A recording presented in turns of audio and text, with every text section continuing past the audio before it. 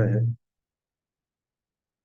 25 साल का मेरा कोई लड़का होता तो उसकी पढ़ाई पूरी हो गई होती, नौकरी भी कर रहा होता, और मुझको थोड़ा आराम मिलता, क्योंकि वो कमाएगा और मैं थोड़ा शांति के साथ बैठकर खा सकता हूँ। 25 साल किसी भी रीति से यदि हम सोचे, चाहे मसीही जीवन के विषय में हो, या कलीसिया के जीवन में हो, या किसी समाज के विषय में भी हो, 25 साल एक बहुत लंबा समय होता है।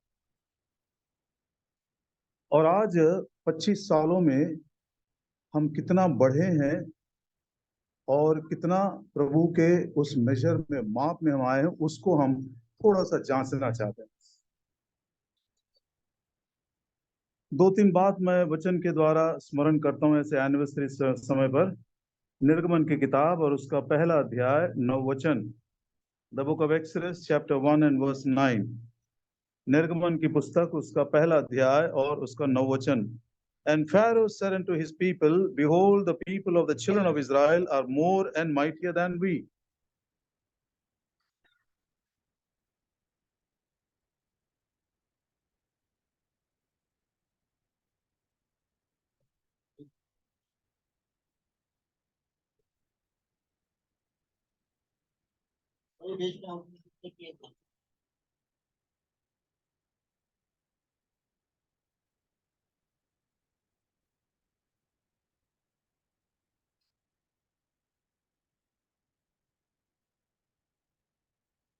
लगभग 400 साल से भी ऊपर हो गए इसराइलियों की प्रजा मिस्र में आए हुए।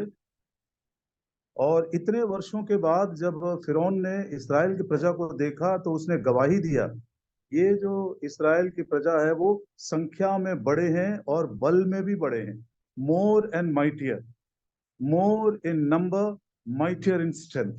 तो दोनों में वृद्धि चाहिए हमको, संख्या में भी हमको वृद्धि चाहिए, और संख्या बढ़ती जा रही है तो उसमें बल भी चाहिए, हमको स्ट्रेंथ भी चाहिए। दूसरा कुरिन्थियों का 10 अध्याय, दूसरे कुरिन्थियों की पत्री 10 अध्याय और उसका 12 वचन। We dare not make ourselves of the number, or compare ourselves with some that commend themselves, but they, measuring themselves by themselves and comparing themselves among themselves, are not wise. हम केवल अपने ही बीच में एक दूसरे के साथ यदि नापते रहें और तुलना करते रहें तो ये बुद्धिमानी की बात नहीं है।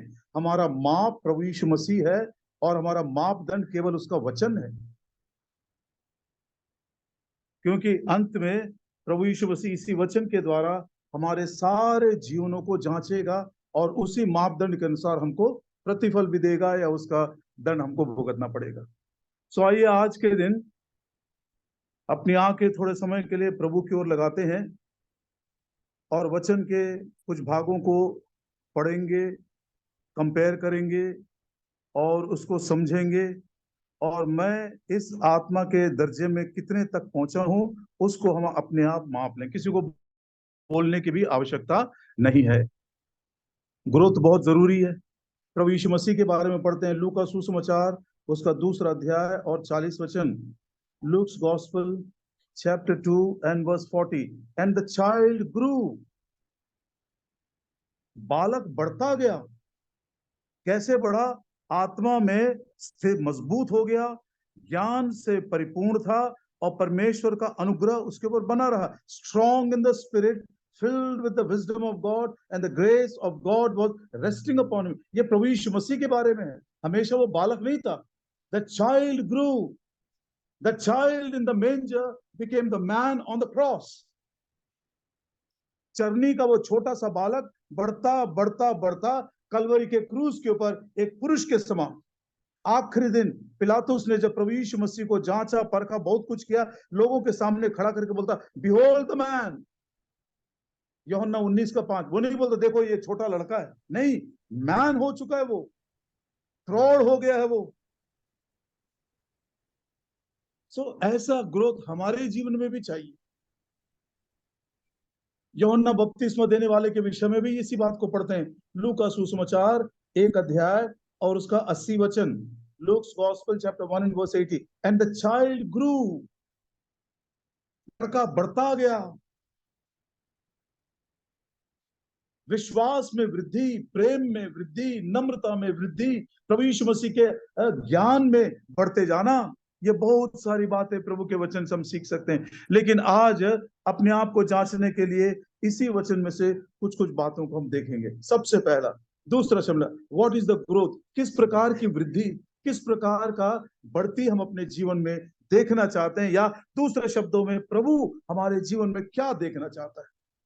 दूसरा शमूएल का तीसरा अध्याय, 2 Samuel chapter 3 and verse 1। दूसरा शमूएल तीसरा अध्याय और उसका पहला वचन। There was a long war between the house of Saul and the house of David, but David waxed stronger and stronger, and the house of Saul waxed weaker and weaker। एक लंबा युद्ध चलता रहा और अंत का गवाही ये है कि दाऊद और अधिक बलवान होता गया, स्ट्रॉन्गर एंड स्ट्रॉन्गर। उसी की तुलना में शाऊल के बारे में पढ़ते हैं कि वो निर्बल और निर्बल होता गया, वीकर एंड वीकर होता गया। इस बात को थोड़ा विस्तार से देखेंगे हम एक उदाहरण के द्वारा। दूसरा, साम 84, भजन संहिता 84 और उसका 7 वचन। भजन संहिता 84, Psalm 84 and verse 7। They go from strength to strength, every one of them in Zion appeareth before God। Stronger and stronger, and they are going from strength to strength। मतलब आज जितना बल है उससे अधिक कल, हर एक दिन, हर एक वर्ष और हर एक काम के लिए अधिक अधिक बल जुड़ता जा रहा है। आशेर के बारे में यह प्रतिज्ञा दी गई थी, जैसे तेरे दिन होंगे वैसा तेरा बल होगा।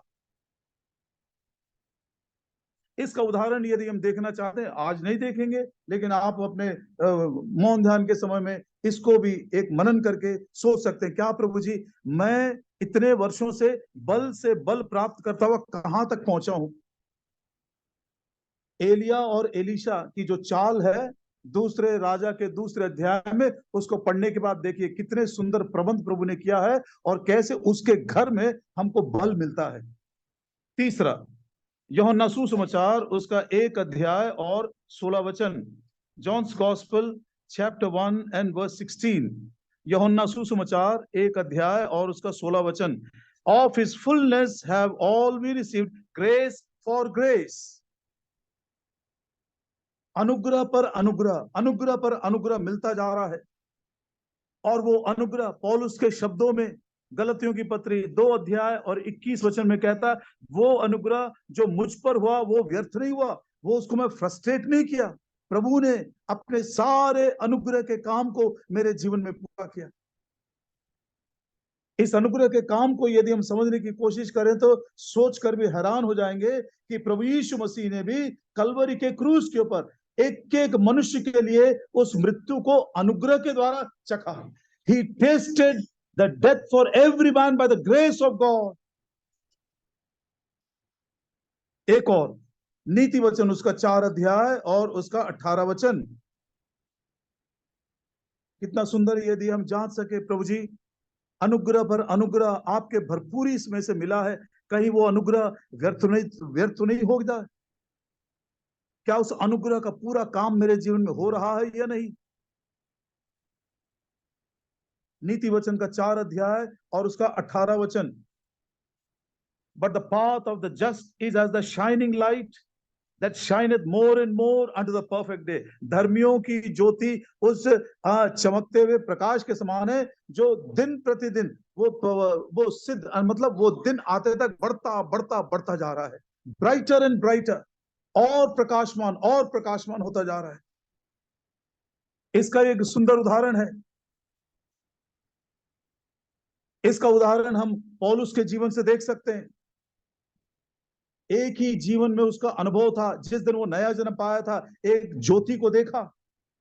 बहुत सालों के बाद जब वो फिलिक्स के सामने खड़ा था तो वो कह रहा था अपनी गवाही में, मैंने एक बड़ी ज्योति को देखा। और जीवन के अंतिम दिन जब वो अग्रिपा के सामने खड़ा था और अपनी वो गवाही दे रहा था, अपने दर्शन के बारे में बोलता, हे अग्रिप्पा, जब मैं दमिश्क के मार्ग में जा रहा था तो मैंने एक ऐसी ज्योति को देखा जो दोपहर के सूर्य से भी अधिक थी। देखिए पौलुस के जीवन में वो ज्योति कैसे और ज्यादा ब्राइटर ब्राइटर होता जा रहा। समझने लायक बात है ये।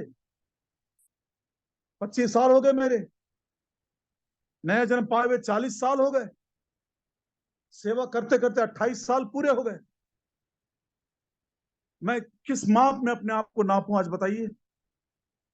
Stronger and stronger, strength to strength, grace for grace, brighter and brighter. एक और बात, रोमियो की पत्री 1 अध्याय और उसका 17 वचन। रोमियो की पत्री 1 अध्याय और उसका 17 वचन। For therein is the righteousness of God revealed from faith to faith, as it is written, the just shall live by faith.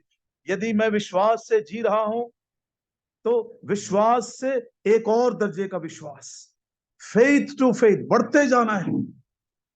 आज मेरे मन के अंदर प्रभु ने ये दो बोझाने, दोनों बातों को विस्तार से देखेंगे। Stronger and stronger, faith to faith, stronger and stronger. ये हम शाऊल और दाऊद के जीवन से कुछ बातों को सीखेंगे। जो बातें अनिवार्य है थोड़ा ज्यादा से उसको हम समझेंगे, और जो बातें आम है जिसको हम जानते, पढ़ते पढ़ते निकल जाएंगे हम। और दूसरा, फेथ टू फेथ, एक विश्वास से दूसरा विश्वास। कौन सा विश्वास? प्रभु यीशु मसीह ने कहा था, जब मनुष्य का पुत्र आएगा तो क्या वो इस धरती पर विश्वास को पाएगा? वो विश्वास हम पाना चाहते हैं। कौन सा विश्वास? जिस विश्वास को स्वयं प्रभु यीशु मसीह इस दुनिया में देखना चाहता जब वो दूसरी बार आएगा। एक और बात हम पढ़ते हैं, 2 कुरिन्थी उसका 3 अध्याय, 2 Corinthians chapter 3 and verse 18। कुरिन्थियों की दूसरी पत्री 3 अध्याय और उसका 18 वचन। We all with open face, beholding as in a glass the glory of the Lord, are changed into the same image from glory to glory, even as by the Spirit of the Lord। कितना सुंदर होगा ये हमारे लिए यदि हम आपस में एक दूसरे के साथ तुलना करना बंद कर दें, एक दूसरे के साथ अपने आप को नापना भी बंद कर दें। ये हमारा माप नहीं है, हमारा मापदंड तो प्रभु है। He is our major. प्रभु का वचन हमें नापता है, तौलता है। इसी वचन के द्वारा जो सुंदर उदाहरण प्रभु ने पवित्र शास्त्र में रखे हैं, उनको अभ्यास करते हुए, उन्हीं को समझते हुए मैं बहुत आराम के साथ समझ सकता हूं कि मैं इतने वर्षों में मेरा माप क्या है, मैं किस दर्जे तक उसमें बढ़ा हूं। 5-6 बातें हैं, फिर से एक बार मैं दोहरा देता हूं, जस्ट याद रखिएगा। 2 बातों का शाम जितना संक्षिप्त में हो सके हम मनन करेंगे। 2 शमूएल 3 अध्याय 1 वचन, स्ट्रॉन्गर एंड स्ट्रॉन्गर। भजन संहिता 84 और उसका 7, स्ट्रेंथ टू स्ट्रेंथ। नीति वचन 4 अध्याय 18 वचन, ब्राइटर एंड ब्राइटर। यूहन्ना 1 और उसका 16, ग्रेस फॉर ग्रेस। पौलुस के समान हम भी बोलना चाहिए, उसका अनुग्रह जो मुझ पर हुआ वो व्यर्थ में नहीं चला गया। लेकिन हमारे जीवन का अनुभव यह है प्रियो कि कई बार हमने उस अनुग्रह को व्यर्थ में गंवा दिया। एक और, रोमियो की पत्री 1 अध्याय 17 वचन में, फेथ टू फेथ, एक विश्वास के दर्जे से दूसरे विश्वास के दर्जे तक। और आखिरी 2 कुरिन्थी 3 अध्याय 18 वचन के अनुसार, ग्लोरी टू ग्लोरी, महिमा की एक दर्जे से महिमा के दूसरे दर्जे तक। महिमा की वो चरम सीमा जिसको हम पुनरुत्थान कहते हैं, जिसके विषय में खुद प्रभु यीशु मसीह ने कहा, जब यूनान से लोग मिलने के लिए आए थे, बड़े ज्ञानी लोग थे, प्रभु यीशु मसीह ने कहा, अब मेरी महिमा की घड़ी आ पहुंची। एक गेहूं के दाने के समान मैं मरने वाला हूं। मतलब क्रूस के विषय में कहते हुए प्रभु यीशु मसीह उस क्रूस के बलिदान को महिमा की घड़ी कह रहे थे। तो आइए इन बातों को जस्ट मन में रखिएगा। यदि आपके मन के अंदर ऐसा विचार आता है कि भाई अपने आप को मैं जांचना चाहता हूँ, पौलुस बोलता, if anybody should measure me that is a very small thing, बोलता किसी को भी मैं अपने आप को जांचने नहीं दूंगा। I will not allow you to जज मी। ये मेरे लिए बहुत शर्म की बात है, कहता है। क्यों? मेरे पास मेरा प्रभु का आदर्श है और उसका वचन भी है। घर जाने के बाद जब कभी बैठेंगे तो इस वचन को पढ़ते हुए उसी वचन के मापदंड में अपने आप को जांचते जा सकते हैं। आइए इन दो बातों को थोड़ा सा विस्तार से आज इस एनिवर्सरी मीटिंग में हम समझेंगे, और आने वाले साल में प्रभु सचमुच में हमको स्ट्रॉन्गर एंड स्ट्रॉन्गर बनाए और विश्वास के एक दर्जे से ऊंचे दर्जे तक, फेथ टू फेथ, हमको प्रभु लेकर जाए। वापस खोल लेते हैं दूसरा शमूएल उसका 3रा अध्याय पहला वचन। दूसरा शमूएल 3रा अध्याय और उसका पहला वचन। दो व्यक्तियों के नाम यहाँ पर बताए गए हैं। एक दाऊद है जो बलवान बलवान होता चला गया, और दूसरा एक शाऊल है जो निर्बल और निर्बल होता चला गया। ये दोनों व्यक्ति दो बातों का एक खूबसूरत चित्र है। ये शाऊल जो है शरीर का एक चित्र है, और दाऊद जो है आत्मा का एक चित्र है। Saul is a picture of the flesh and David is a beautiful picture of the spirit. यहां पर ये दोनों का संघर्ष बताया गया है। It was a long war, कहता लंबा युद्ध दोनों के बीच में चलता रहा। ये बात भी याद रखना है कि ये जो आत्मा और शरीर की बात है, ये जो युद्ध है लंबे समय तक चलेगा। ये कोई 1 साल 2 साल में खत्म नहीं होगा। आज मैंने जय पा लिया तो कल के दिन होगा, ये बात भी नहीं है। असल में इसको समझने का जो बात है, ये उत्पत्ति की किताब में बताया गया, शमूएल की किताब में 2 उदाहरण दिए गए, और इसी बात को सिद्धांत के रूप में पौलुस ने गलतियों की पत्री 5 अध्याय और उसके 17 वचन में बताया। The principle of this entire episode is Galatians chapter 5 and verse 17। गलतियों की पत्री 5 अध्याय और उसका 17 वचन। The flesh lusteth against the spirit and the spirit against the flesh, these are contrary the one to the other, so that you cannot do the things that you would. ये दोनों परस्पर एक दूसरे के विरोधी हैं।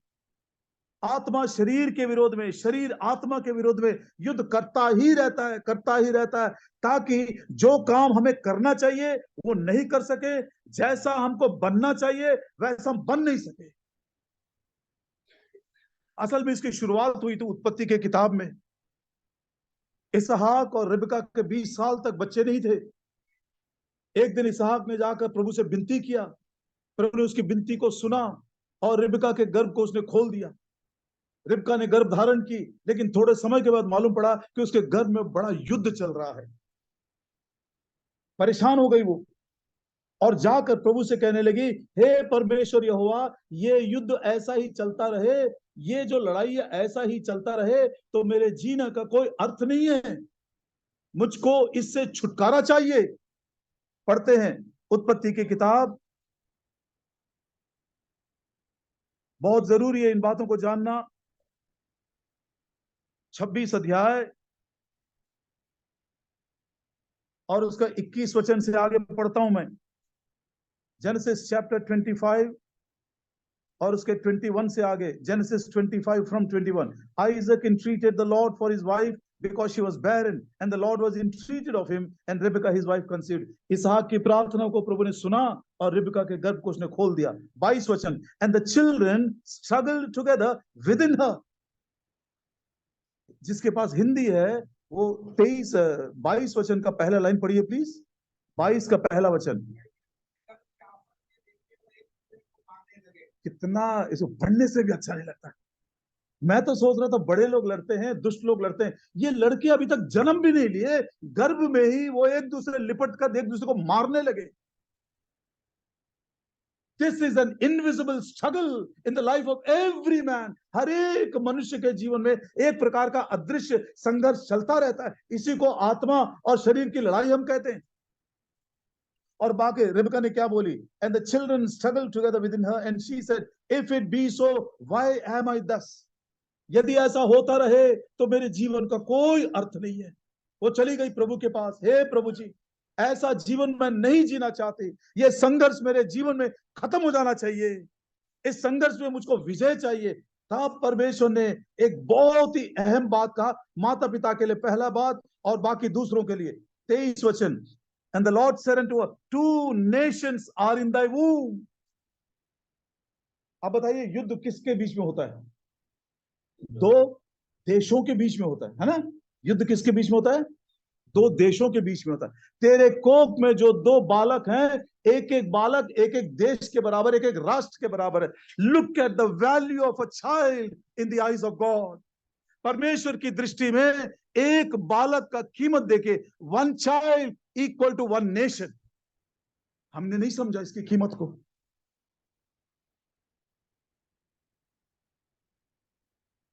और इसलिए दोनों का संघर्ष हो रहा था। और तब प्रभु ने कहा, two manner of people shall be separated from thy bowels, one people shall be stronger than the other people, and the elder shall serve the younger।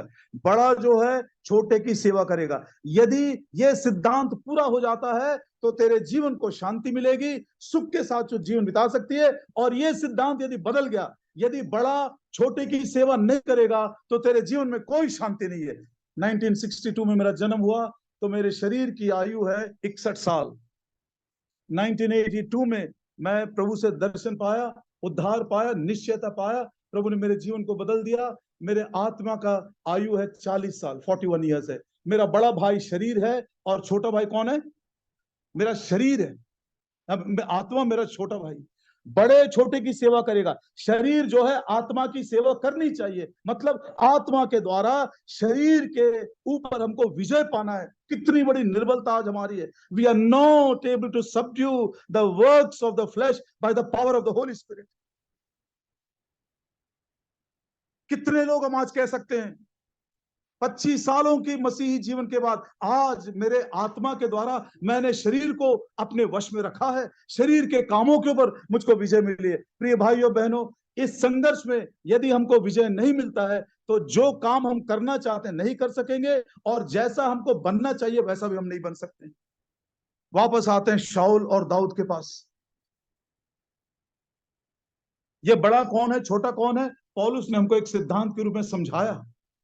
आत्मा शरीर के विरोध में, शरीर आत्मा के विरोध में ये संघर्ष होता रहे। आप कहीं पर भी चले जाइए, चाहे घर की बात हो, स्कूल में हो, ऑफिस में हो, दफ्तर में हो, कारखाने में, जहां कहीं हम जाते, यहां तक कि प्रभु के घर में भी ये संघर्ष अदृश्य रूप से चलता ही जाता है, चलता ही जाता है। प्रियो, कितने बार इस संघर्ष के ऊपर विजय ना मिलने के कारण, छोटा भाई बड़े भाई के ऊपर राज ना करने के कारण, आत्मा के द्वारा शरीर पर विजय ना मिलने के कारण, प्रियो, जो जो काम हम कर सकते थे विफल हो गए उन कामों में।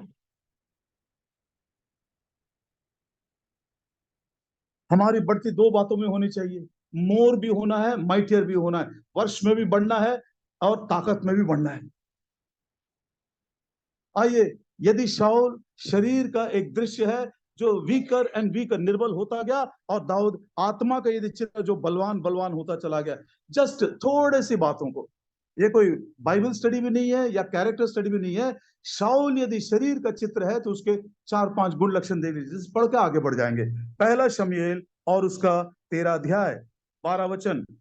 पहला शमूएल 13 अध्याय और उसका 12 वचन।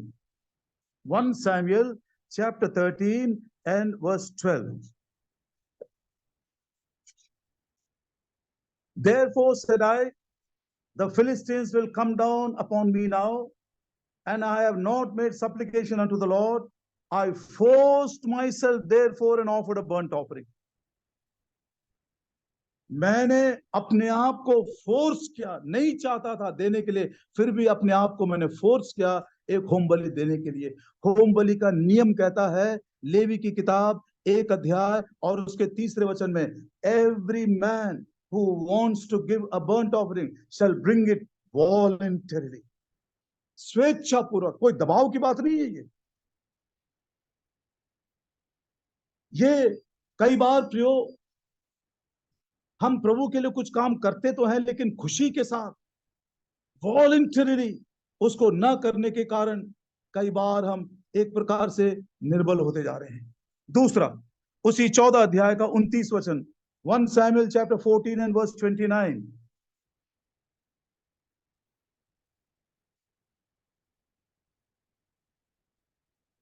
Then said Jonathan, my father had troubled the land. शाऊल ने क्या किया था? सबको श्राप दे दिया, आज जब तक लड़ाई खत्म नहीं होगी तब तक कोई खाना नहीं खाएगा। उस निर्णय को जब जोनातान उसके बेटे ने सुना तो बोलता, no no no, my father's decision has troubled the whole land. मेरे पिताजी ने जो मेरे पिता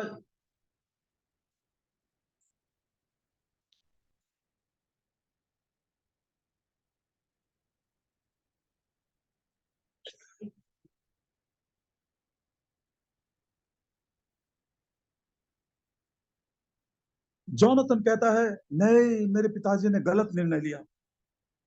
मेरे पिताजी के गलत निर्णय के कारण देखो कितना बड़ा नुकसान हमको हो रहा है। शाऊल यदि शरीर का एक दृश्य है, एक उसका चित्र है, तो कई बार जो निर्णय हम लेते हैं वो हमारे परिवार के लिए, यदि पिता है तो परिवार के लिए, यदि सेवक है तो कलीसिया के लिए, कितने बार वो गलत निर्णय साबित होते हैं। प्रभु दया करे हमारे ऊपर। तीसरी बात, इसी 14 अध्याय का 52, there was sore war against the Philistines all the days of Saul, and when Saul saw any strong man or any valiant man, he took unto him. मनुष्य पर भरोसा रखा उसने, जो कोई बलवान दिखा उसको उसने अपने सेना में भर्ती कर दिया। 15 अध्याय और 24 वचन, Saul said unto Samuel, I have sinned, for I have transgressed the commandment of the Lord and thy words, because I feared the people, obeyed their voice. शाऊल प्रभु से ज्यादा लोगों से डरता था, प्रभु से ज्यादा वो लोगों की आज्ञाओं को मानता था। मैं ज्यादा बोलना नहीं चाहता इन सारी बातों के ऊपर, चाहे व्यक्तिगत जीवन में हो या पारिवारिक जीवन में हो या कलीसिया के जीवन में हो, शरीर के अनुसार चलने वाले मनुष्य के ये गुण लक्षण थोड़े थोड़े हम देख रहे हैं। पहली बात जो हम करते हैं प्रियो, वॉलंटरली, स्वेच्छा पूर्वक हम प्रभु के लिए नहीं कर सक रहे, किसी के ऊपर दबाव नहीं है ये बात।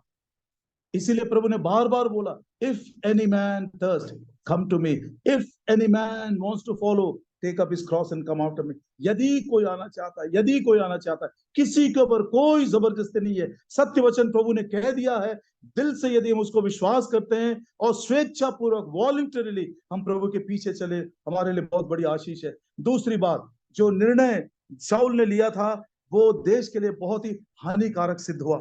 तीसरी बात, जिस बलवान को देख लिया उस मनुष्य के ऊपर भरोसा रख के उसको अपनी सेना में ला लिया। चौथी बात, वो परमेश्वर से ज्यादा मनुष्यों से डरता था। I feared man and I obeyed that man.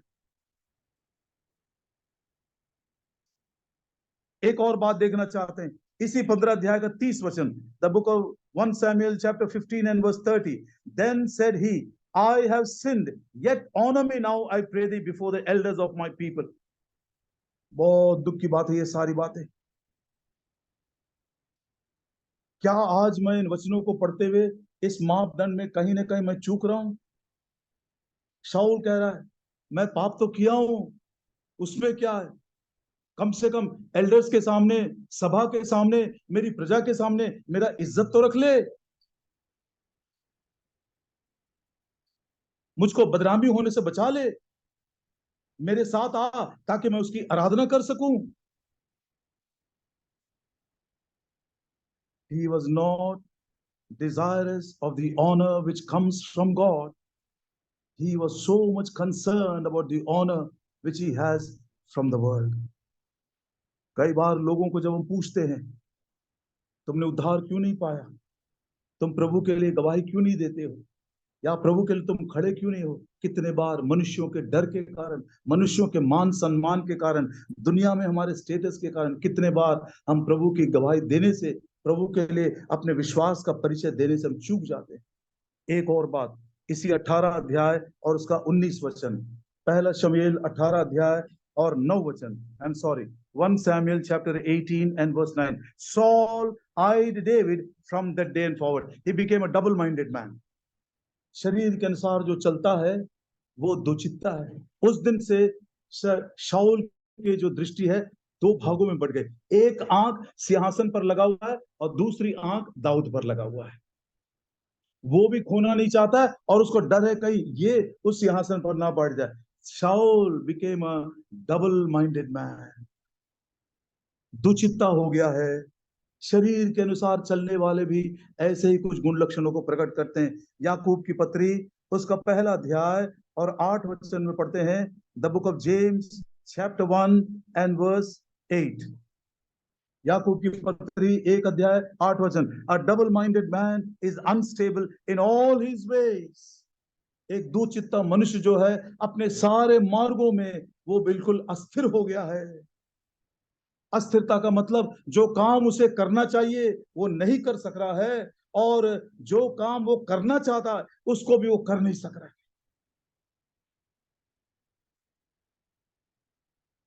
और उसकी आखिरी हालत देखिए इसी पहला शमूएल और उसका 18 अध्याय 25 वचन। 1 Samuel chapter 18 and verse 25। And Saul said, thus shall he say to David, sorry माफ करिएगा,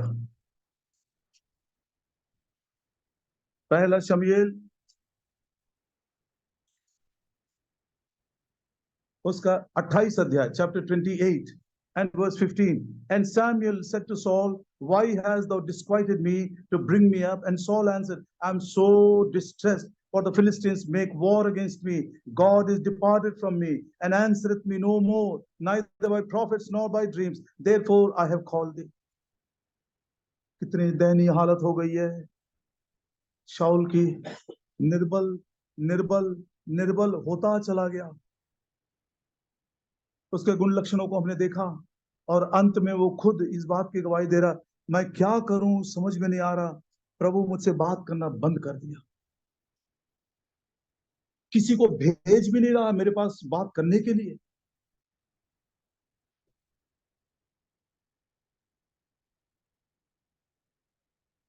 उसकी समझ भी कितनी छोटी सी हो गई। देखिए 24 अध्याय में, मैं इसको आज ही पढ़ते समय मैं बहुत हैरान हुआ। पहला शमूएल 24 अध्याय में दाऊद ने जब शाऊल के प्राण को बचा दिया तब दाऊद एक बात कहता है। पहला शमूएल 24 अध्याय और उसका 13 वचन। As said the proverb of the ancients, wickedness proceeded from the wicked। दुष्ट ही दुष्टता कर सकता है। दूसरे शब्दों में, हे शाऊल तूने दुष्टता किया मेरे साथ। लेकिन शाऊल क्या बोलता है देखिए, verse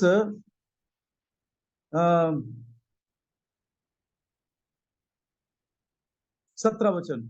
And Saul said unto David, thou art more righteous than I। अभी भी शाऊल अपने आप को धर्मी समझ रहा है।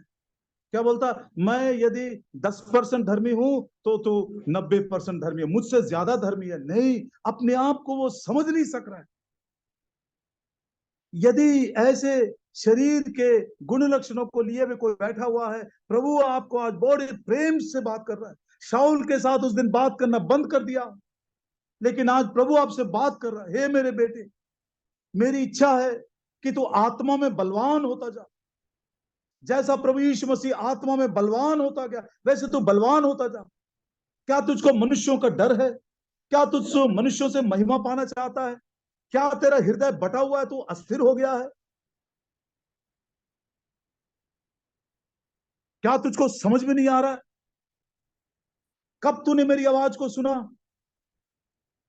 प्रभु बोलता है, प्रभु बात करता है, हमने कब उसकी आवाज को सुना? क्या हमारे मन के अंदर यह अभिलाषा है, हे प्रभु जी ये वचन मैं पढ़ रहा हूं तो जरूर मुझसे बातें कर। पिछले दिनों में एक छोटा सा क्लिप आया था मुझको, जॉन लेनॉक्स और भाई जिम टूर का। जिम टूर मेरे एक अच्छे मित्र हैं। He is a very good friend of mind. बड़े सामर्थ के साथ प्रभु उनको इन दिनों में इस्तेमाल कर रहा है। उसके जीवन की गवाही क्या मालूम? I read the Bible more than my books. मेरे किताब से ज्यादा मैंने इस पुस्तक को पढ़ा। वो जॉन लेनॉक्स से कह रहा था, वो बहुत बड़ा मैथमेटिशियन है। वो कह रहा था, जब मैं 19 साल का नौजवान था, 18 साल में नया जन्म पाया, 19 साल में जब पढ़ने के लिए मैं इंटरनेशनल सिरैक्यूज यूनिवर्सिटी आया था, तो वहां पर हमारे पास्टर थे टी.ई. कोशी। और उन्हीं दिनों में जब कॉन्वोकेशन कुछ हुआ तो इंडिया से एक व्यक्ति आया था, उसका नाम है बक्सिंग। पहली बार जब मैं उसको देखा तो मैं बड़ा प्रभावित हुआ। इतना कॉन्फिडेंस है उसको इस बाइबल के ऊपर उसके विश्वास को देखकर मैं इतना आश्चर्यचकित हो गया। बोलता है प्रभु बात करता है। कितने बार प्रभु ने वचन में बोला एंड गॉड स्पेक एंड प्रभु ने उसको बुलाया। हजारों बार ये बात लिखी हुई है। जब कभी हम पढ़ते हैं, घुटनों के ऊपर बाइबल पढ़ते हैं, मन लगाकर पढ़ते हैं, प्रभु की आवाज को सुनने के लिए पढ़ते हैं, प्रभु जरूर बोलता है। शाऊल की हालत देखे कितनी दुखदायक है। God has departed from me. He is not speaking to me anymore. Young brother, young sister, I will ask you a question, but don't answer me. Answer your own self. When was the last time you can truly say, God spoke to me? दानियल प्रार्थना करता है 10:19 में, Oh God, speak. When you speak, I become very strong. जब तू बोलता है तो मुझको बल मिलता है। उसके दूसरे तरफ ये थोड़े से बात जो प्रैक्टिकली हम अपने जीवन में देखते हैं, the fear of man, the love of honour of man, the honour from the world, double hearted, ये सब आमतौर पर हम देखते जाते हैं। इसलिए मैंने उनको पिकअप किया इसमें से। और कभी कभी हम खुद अपनी हालत को नहीं जानते। प्रभु कह रहा है wickedness proceeded from the wicked, Daud कह रहा है, लेकिन शाऊल क्या बोल अपने को, no you are more righteous than me, मतलब मैं भी धर्मी हूं, मैं विकेड नहीं हूं, लेकिन मैं थोड़ा कम धर्मी हूं, तो ज्यादा धर्मी हूं। कितने बार हम ऐसा धोखा खा जाते हैं। 25 साल बीत गए ना, कितने साल, 25 साल बीत गए। हम स्ट्रॉन्गर एंड स्ट्रॉन्गर हो रहे हैं या वीकर एंड वीकर हो रहे हैं। इसके एवज में दाऊद के विषय में सिर्फ एक ही बात बोलने की इच्छा हो रही है। दाऊद के बारे में क्या बोले। मैं विक्रांत भाई के घर में गया था, ट्रेजरीज ऑफ डेविड कर कितनी मोटी किताब पढ़ी है आपके शेल्फ में। दाऊद के बारे में तो संतों ने इतनी बड़ी बड़ी पोथियां लिख डाली है, हम उससे ज्यादा क्या बोल सकते हैं। लेकिन दाऊद के जीवन में एक ऐसा समय आया जिससे हम सबको सीखने वाली एक बात है। दाऊद के हिम्मत के बारे में बोलना कोई बड़ी बात नहीं है, क्योंकि गोलियत को भी मारा, शेर को भी मारा, सबको मार दिया। गोलियत के विषय सर दाऊद के विश्वास के विषय में बहुत सारे उदाहरण है, और दाऊद के प्रेम के बारे में बहुत सारे उदाहरण है, और दाऊद के ज्ञान के बारे में बहुत सारे उदाहरण है। इतने इतने भजन लिखे क्या कहने के। लेकिन आज एक ऐसे गुण को दाऊद के अंदर हम देखना चाहते हैं जिसके कारण हम एकदम साक्षात्कार बोल सकते हैं कि सचमुच में वो प्रभु यीशु मसीह के मन के अनुसार वाला व्यक्ति है, परमेश्वर के हृदय के अनुसार वाला व्यक्ति है। उसके जीवन के एक बहुत ही निर्बल समय में, जब वो शाऊल के डर के मारे वो जंगल में चला गया था, उसके साथ कुछ लोग थे, वहां पर नाबाल के भेड़ बकरियां भी थी। और एक दिन आया जब नाबाल अपने भेड़ बकरियों के ऊन को कतर रहा था।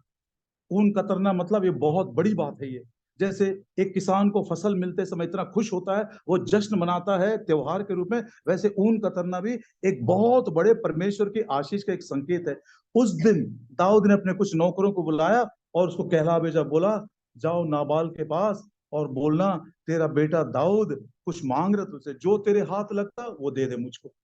लेकिन नाबाल ने, मूर्ख आदमी, दाऊद के सेवकों की उसने निंदा किया। बोलता अरे ऐसे लोगों को बहुत देखा हूं मैं जो अपने स्वामी को छोड़कर भाग जाते हैं, ऐसे भगोड़े को बहुत सारे मैंने देखा। तो ये नाबाल ने दाऊद को इंसल्ट किया, और दाऊद तो उसे मिला भी नहीं था। नाबाल कौन है, यदि खड़ा कर दे तो दाऊद को पता भी नहीं चलेगा यही नाबाल है। एक अनजान व्यक्ति, वो उसको इंसल्ट किया तो दाऊद को इतना क्रोध आया, वो 400 लोगों को बोलता है सब चलो अपने अपने तलवार को उठाओ, आज हम इसको खत्म कर देंगे। पहले सीखने वाली बात। मैं सोच रहा था शाऊल तो तुझको जान से मारने की कोशिश कर रहा था, लेकिन जो तेरे प्राण को लेने की कोशिश कर उसके सामने तो सर झुका रहा है। इस व्यक्ति ने तो केवल तेरा इंसल्ट ही किया था, उसको तो मारने के लिए चल रहा है। बड़े लोगों के सामने सर झुकाना बहुत ही आसान है, छोटे लोगों को वही प्रेम दिखाना बहुत बहुत कठिन है। आइए प्रभु यीशु मसीह को देखते हैं। यूहन्ना सुसमाचार में बोलता है my father is greater than I, मेरा पिता मुझसे बड़ा है, पिता से कितना उसने वो रेफरेंस को पढ़ लेते हैं। यूहन्ना सुसमाचार और उसका 14 अध्याय 28 वचन। यूहन्ना सुसमाचार 14 अध्याय 28 वचन। मैं आपसे विनती करता हूं, दाऊद का ये जो एक ही गुण लक्षण देखेंगे, उसको ध्यान से सुनिएगा। John chapter 14 and verse 28, last line, my father is greater than I. मेरा पिता मुझसे बड़ा है, मेरा पिता सबसे बड़ा है। और 31 वचन में कहता है, सारी दुनिया इस बात को जान ले कि मैं अपने पिता से प्रेम करता हूं। बड़े लोगों के सामने प्रेम दिखाना, बड़े लोगों के सामने आदर दिखाना, बड़े लोगों के सामने सर झुकाना बहुत ही आसान है।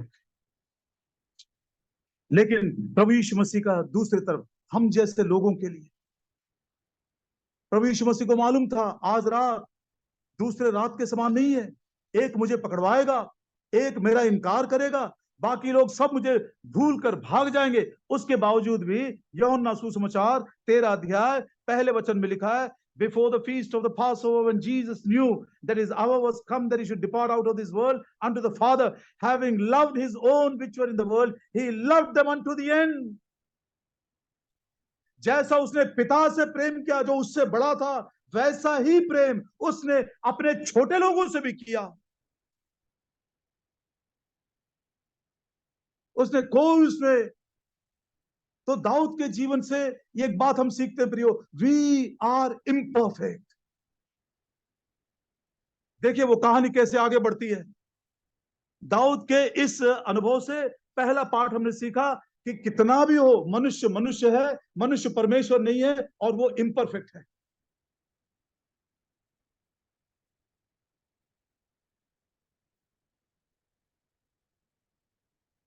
और उसके बाद प्रभु यीशु मसीह के ही यदि इस विचार को एकदम ध्यान से देखें तो पवित्र शास्त्र बाइबल में पढ़कर भी थोड़ा अजीब लगता है, तो विश्वास करने के लिए भी कठिन होता है, लेकिन मन को प्रोत्साहन मिलता है। प्रभु यीशु मसीह ने ना केवल अपने से बड़े पिता से प्रेम किया, और वही प्रेम उसने पिता के समान अपने छोटे लोगों के ऊपर, पकड़वाने वालों के ऊपर, धोखा देने वालों के ऊपर, भाग जाने वालों के ऊपर भी वही प्रेम अंत तक प्रकट करता रहा। लेकिन प्रियो, नीति वचन के 8 अध्याय में लिखा है कि उसने आपसे और मुझसे अपने पिता से भी ज्यादा प्रेम किया। नीति वचन का 8 अध्याय, नीति वचन 8 अध्याय और उसका 30 वचन। Then I was by him as one brought up with him. I was daily his delight, rejoicing always before him. मैं मेरे पिता की प्रसन्नता था, हर रोज मेरे द्वारा वो प्रसन्न होता था। सारे स्वर्ग का वो केंद्र था, स्वर्ग का आनंद ही प्रभु यीशु मसीह था उन दिनों में। लेकिन 31 में लिखा है, rejoicing in the habitable part of his earth, my delights were with the sons of man. लेकिन मेरी प्रसन्नता मनुष्य के पुत्रों के साथ थी। पिता की प्रसन्नता मेरे साथ, मेरी प्रसन्नता मनुष्य के पुत्रों के साथ। What a wonderful truth is this. यहां जितने बैठे हुए हैं, आज हमारी वर्तमान हालत कुछ भी क्यों ना हो, कितने भी हमने जीवन में फेलियर्स देखे हों, कितने भी संघर्ष में हार क्यों ना गए हों, लेकिन आज प्रभु हमसे कह रहा है, मैंने तुझको मेरे पिता से ज्यादा प्रेम किया। और जब दाऊद ने कहा, आओ हम अपने हथियार को लेकर उसे मारने के लिए जाएंगे, तो तुरंत किसी नौकर ने बुद्धिमानी के साथ दौड़ता हुआ उस नाबाल के घर चला गया। नाबाल के घर में उसकी पत्नी अबीगेल थी। अबीगेल को जाकर पूरी कहानी बता दिया। अबीगेल झटपट तैयार हो गई और वो गधे पर बैठ गई और दाऊद से मिलने के लिए आई। और जैसा उसने दाऊद को देखी, वो दाऊद के चरणों के पास गिर पड़ी, क्षमा मांगी, और फिर दाऊद से बात करना शुरू की। वो उस भाग को हम पढ़ना चाहेंगे। पहला शमूएल उसका 25 अध्याय, 1 Samuel chapter 25 और उसका 28 वचन। I pray thee, forgive the trespass of thine handmaid, for the Lord will certainly make my Lord a sure house, because my Lord fighteth the battles of the Lord. Evil hath not been found in thee in all thy days. मेरा प्रभु जो है वो अपने परमेश्वर यहोवा की लड़ाइयों को लड़ता है। ये लड़ाई तू क्यों लड़ रहा है? तेरी लड़ाई ये नहीं है। You are suppose to fight the battles of the Lord. कैसे पहचाने भाई ये जो युद्ध, ये जो संघर्ष में से मैं जा रहा हूं, ये लड़ाई मेरी है या परमेश्वर यहोवा की? कैसे पहचाने? जब गोलियात के साथ लड़ने के लिए जा रहा था, पहले शमूएल के 17 अध्याय और उसके 47 वचन में बोला था, समस्त इस्राएल की प्रजा जान ले कि परमेश्वर भाले और तलवार से नहीं जीतता। जब गोलियात से लड़ने के लिए जा रहा था, परमेश्वर के युद्ध को लड़ने के लिए जा रहा था, हाथ में हथियार नहीं थे उसके, लेकिन आज नाबाल से लड़ने के लिए 400 लोगों को बोलता तलवार उठा लो। If you are using carnal weapons, my dear brother, my dear sister, you are fighting your battle. हमारे युद्ध के हथियार शारीरिक नहीं है, हमारे युद्ध के हथियार तो आत्मिक हैं। गढ़ों को ढा देने वाले प्रेम है, विश्वास है, आज्ञाकारिता है। ये हथियार है जिनके द्वारा शत्रु के गढ़ों को भी हम ढा सकते हैं। No need to find any strong man, no need to take any carnal weapons। वो याद दिला रही है कितनी बुद्धिमानी के साथ अबीगैल। प्रभु, ये लड़ाई लड़ने के लिए क्यों जा रहा है तू? ये तेरी लड़ाई नहीं है। तू तो परमेश्वर अपने यहोवा की लड़ाइयों को लड़ता है। दाऊद ध्यान से सुन रहा है।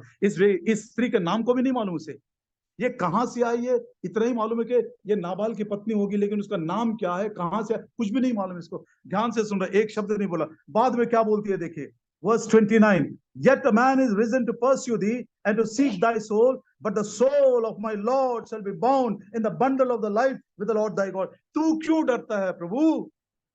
तू तो परमेश्वर यहोवा की लड़ाइयों को लड़ रहा था। याद कर उस दिन जब तूने गोफन से एक छोटे से पत्थर से शत्रु को मारा था, वैसे ही तेरा प्रभु भी तेरे शत्रुओं का नाश कर देगा।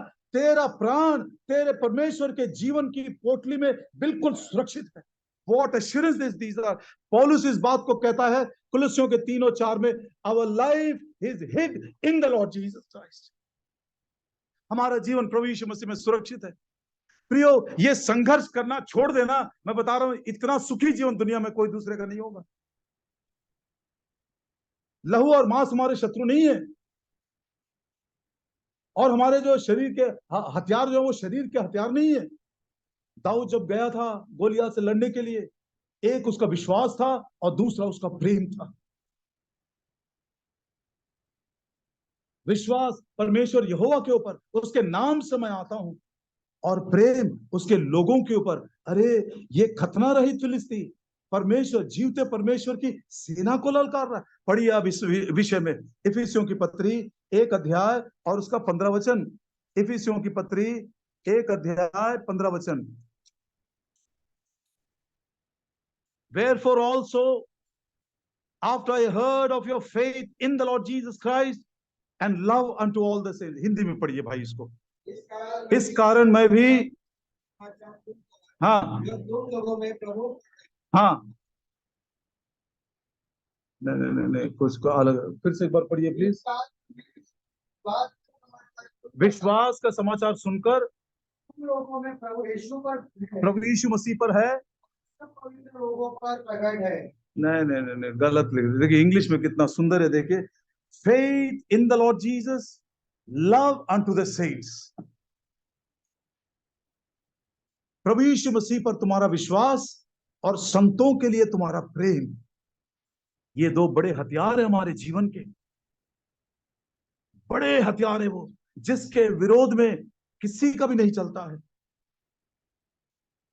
और ये जो प्रेम है मृत्यु से भी बलवान है।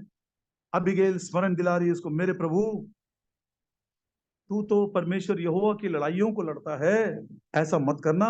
और दूसरी बात, तेरा प्राण तो बिल्कुल सुरक्षित है, हमारे परमेश्वर यहोवा के जीवन की पोटली में बिल्कुल सुरक्षित है। और उसके बाद 31 में एक और सुंदर बात बोलती है, पहला शमूएल 25 अध्याय 31 में, this shall be no grief unto thee, nor offense of heart unto my Lord, either that thou hast shed blood causeless, or that my Lord had avenged himself, but when the Lord shall have dealt well with my Lord, then remember thine handmaid। वो कह रही है, मेरे प्रभु आने वाले दिनों में तो जरूर सिंहासन पर बैठेगा। ध्यान से सुनिएगा। पहला कहती है तू तो परमेश्वर यहोवा की लड़ाइयों को लड़ रहा है। दूसरी बार बोलती है तेरा प्राण बिल्कुल सुरक्षित है प्रभु में। Our life is hid in the Lord Jesus Christ. ये लड़ाई हमारी नहीं है, शरीर के हथियार हम इस्तेमाल नहीं करते।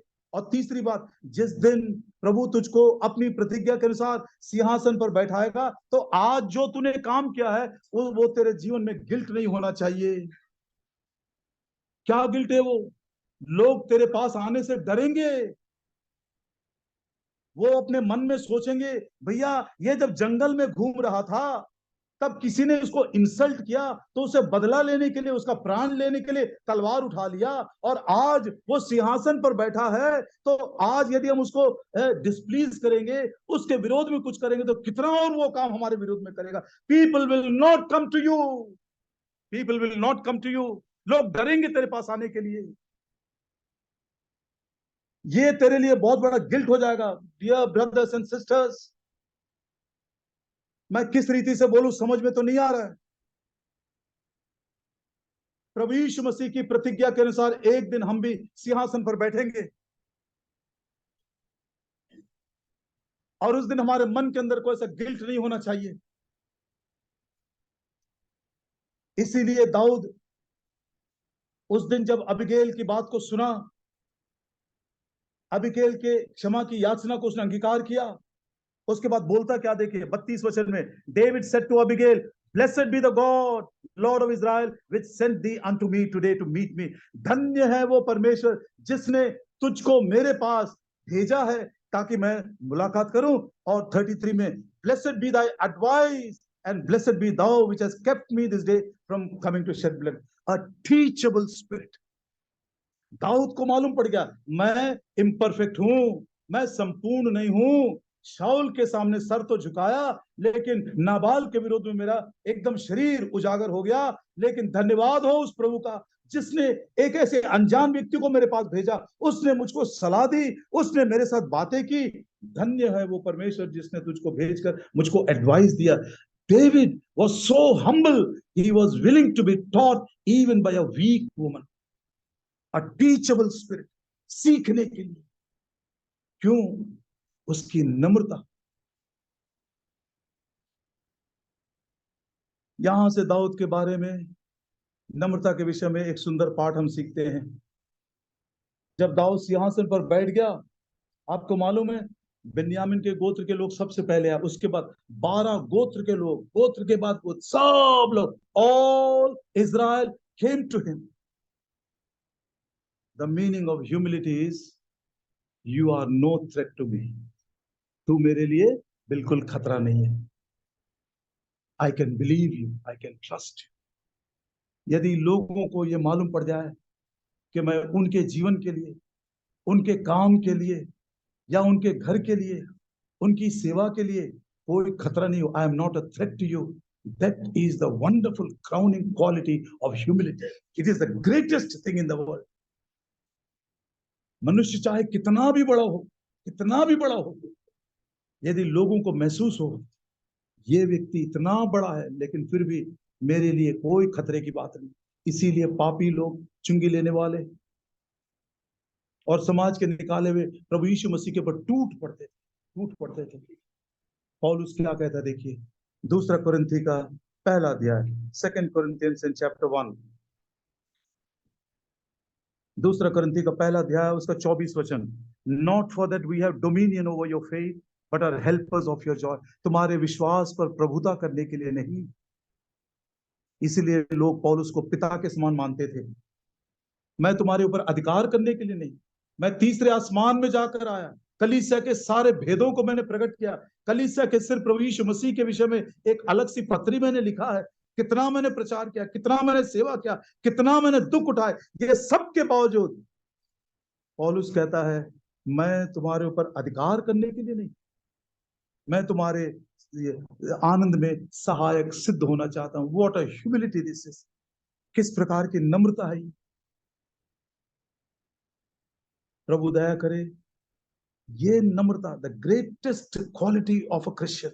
मसीह जीवन में सबसे बड़ा एक मुकुट के समान ये उसका एक गुण है, ये द ह्यूमिलिटी।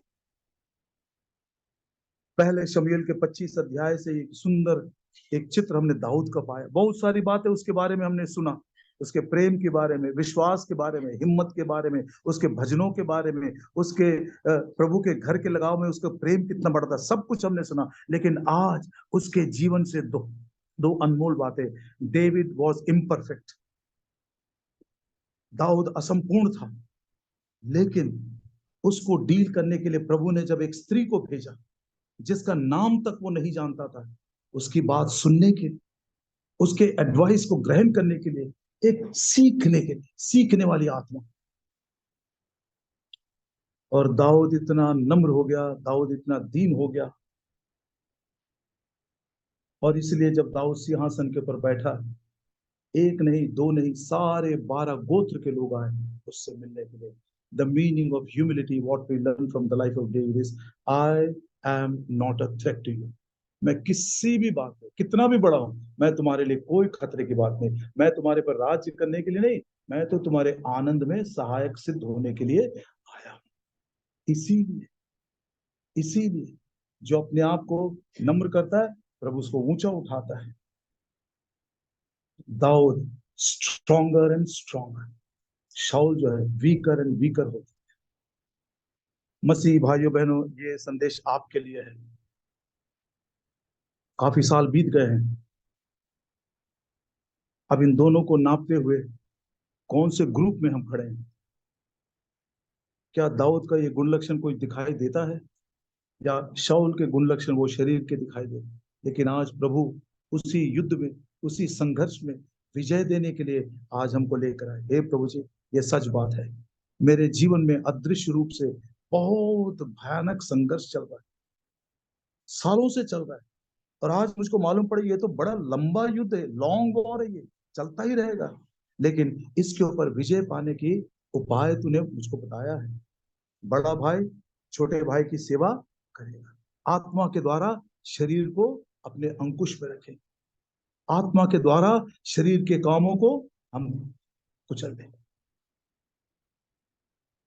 दूसरा, फेथ टू फेथ, एक विश्वास से दूसरा विश्वास। आइए इसका उदाहरण हम पाते हैं मरकुस सुसमाचार उसका 5 अध्याय, मरकुस सुसमाचार का 5 अध्याय और उसका पढ़ते हैं वर्स 25, 25 वचन। A certain woman which had an issue of blood 12 years, एक स्त्री थी जिसको लहू बहने के रोग 12 साल से लगा हुआ था। पवित्र शास्त्र बाइबल में एक चिरपटी सच्चाई है, सब जानते हैं। लेवी की किताब 17 अध्याय और उसके 11 वचन में, the life of the flash is in the blood, शरीर का जो प्राण है वो उसके लहू में है। दूसरे शब्दों में, ये स्त्री का जो प्राण है, उसका जो जीवन है, धीरे धीरे एक एक बूंद करते हुए 12 सालों से बहता चला जा रहा है, और यदि इसके ऊपर उसको विजय नहीं मिले या उसको चंगाई ना मिले, तो शायद वह एक दिन अपने प्राण को ही खो देगी। उसने क्या किया? 2 प्रकार से मेहनत की उसने। हम इस बात को पढ़ते हैं 26 वचन में, and has suffered many things of many physicians and has spent all that she had, जो कुछ उसके पास था उसने सब कुछ खर्च कर दिया, लेकिन उसको फायदा नहीं हुआ। अय्यूब की किताब उसका 6 अध्याय और 13 वचन में अय्यूब एक प्रश्न पूछता है। अय्यूब की किताब उसका 6 अध्याय और 13 वचन, the book of Job chapter 6 and verse 13, is not my help in me, दूसरे शब्दों में, क्या मैं अपनी मदद नहीं कर सकता? नहीं प्रियो, ये जीवन से संबंधित जितनी भी बातें हैं, फिर से एक बार ध्यान से सुनिएगा, जीवन से संबंधित जितनी भी बातें हैं उसके ऊपर हमारा कोई अधिकार नहीं है, हम कुछ भी अपनी मदद नहीं कर सकते हैं। यदि वो स्त्री कर सकती थी तो उसके पास पैसे भी होंगे, उसके पास सब कुछ था, सब कुछ उसने खर्च कर दिया, लेकिन जरा सा भी उसको मदद नहीं मिला। इसलिए प्रभु यीशु मसीह ने कहा, मैं तुमको जीवन देने आया हूं, और वो भी बहुतायत का जीवन। बाइबल बोलती है पाप की मजदूरी मृत्यु है, जो प्राणी पाप करेगा वो मरेगा। परमेश्वर का वरदान प्रभु यीशु मसीह में अनंत जीवन है। ये स्त्री जितने भी रिसोर्सेस या संसाधन इसके पास थे, चाहे वो पैसा हो, चाहे वो कोई दूसरी बात हो, सब कुछ उसने खर्च, what ever she had she spent everything but she did not receive any help. आप अपनी मदद नहीं कर सकते इस विषय में। और दूसरी बात वो कहती है and has suffered many things of physicians, मनुष्यों से भी, वैद्यों से भी उसको कोई लाभ नहीं मिला।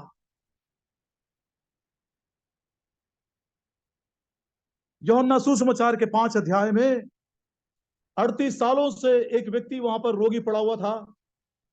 प्रभु यीशु मसीह वहां से गुजरते समय उसके पास जाकर एक प्रश्न पूछा, क्या तू चंगा होना चाहता है?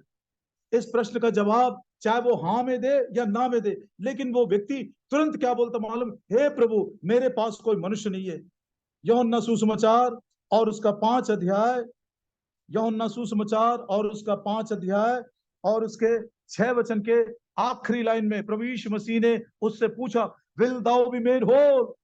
क्या तू चंगा होना चाहता है? प्रभु आपसे भी पूछ रहा है, क्या तू चंगा होना चाहता है? पाप के रोग से क्या तुझको छुटकारा चाहिए?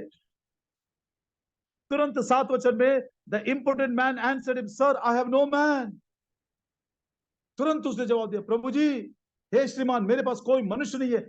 क्यों नहीं मालूम? मनुष्य का एक प्रकार से ये स्वभाव बन गया है, जब कभी वो कोई तकलीफ में से जाता है, कोई परिस्थिति में से जाता है, तुरंत उसकी आंखें मनुष्य के ऊपर उठ जाती हैं। यदि मेरा कोई फाइनेंशियल प्रॉब्लम है, तुरंत मैं सोचने लगता हूं, कोई है क्या मेरी मदद करने वाला? यदि और कोई प्रॉब्लम है तो मैं उस मनुष्य को ढूंढना चाहता हूं जो मेरी मदद कर सकता है। प्रियो, आज प्रभु हमारी आंखें अपने ऊपर से, मनुष्य के ऊपर से निकाल देना चाहता है। विश्वास के एक दर्जे से विश्वास के दूसरे दर्जे तक, उस विश्वास के पूरे चरम सीमा तक वो आज हमको ले जाना चाहता है। मनुष्य के इस पृथ्वी पर सबसे 2 बड़े प्रश्न हैं जिसका जवाब किसी ने नहीं दे सका।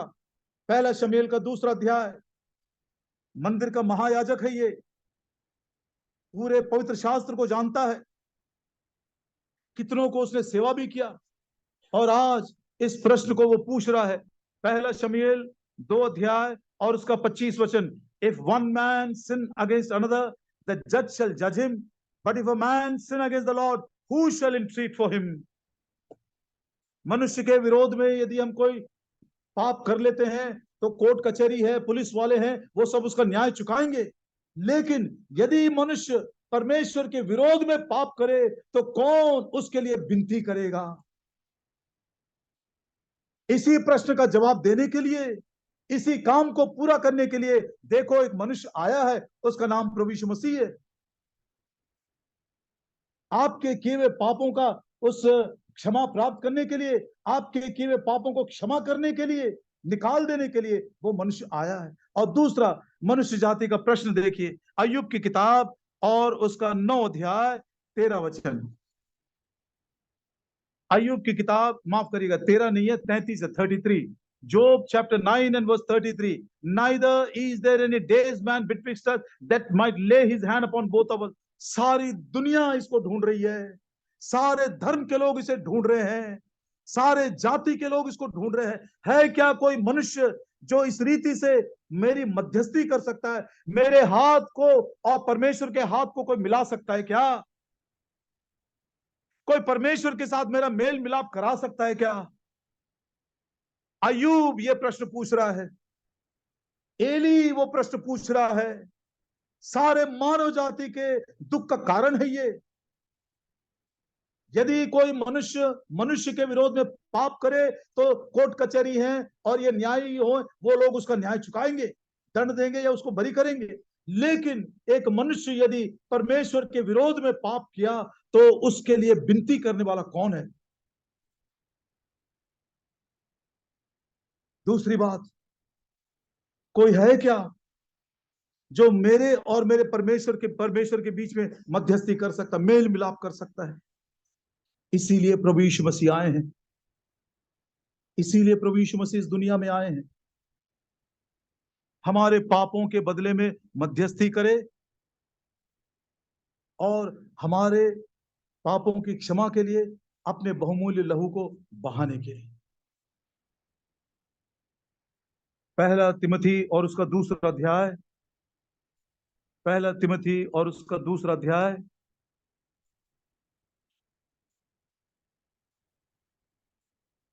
5 वचन। पहले तिमोथी 2 का 5। There is one God, one mediator between God and men, the man Christ Jesus. एक परमेश्वर है, मनुष्य और परमेश्वर के बीच में भी एक ही मध्यस्थी है, और वो मनुष्य प्रभु यीशु मसीह है।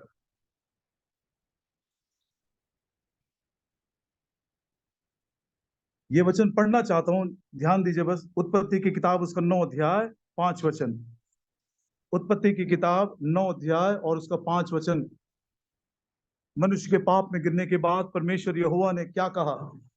Surely your blood of your life will I require, at the hand of every beast will I require it, at the hand of man, at the hand of every man's brother will I require the life of man. मनुष्य के प्राण का हिसाब मैं मनुष्य से ही लूंगा। समझा आप इस बात को? जिस मनुष्य के द्वारा पाप इस दुनिया में प्रवेश किया और उसके कारण जो मृत्यु आई, उसका बदला मैं मनुष्य से ही लूंगा। और इस पाप का दाम चुकाने के लिए, उसके बदले को चुकाने के लिए, स्वयं प्रभु यीशु मसीह परमेश्वर होते हुए भी मनुष्य का पुत्र बनकर मनुष्य रूप धारण करके इस दुनिया में आए। ये कोई धर्म की बात नहीं है। प्रभु यीशु मसीह कोई ईसाइयों का देवता नहीं है,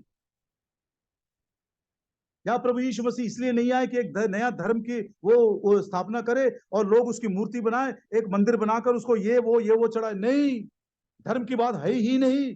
प्रभु यीशु मसीह पापियों के पाप के लिए जो उन्होंने परमेश्वर, पवित्र परमेश्वर के विरोध में किए थे, उसके लिए विनती करने को आया है। प्रभु यीशु मसीह मनुष्य रूप धारण करके आया ताकि वो पवित्र परमेश्वर और पापियों के बीच में वो मेल मिलाप करे।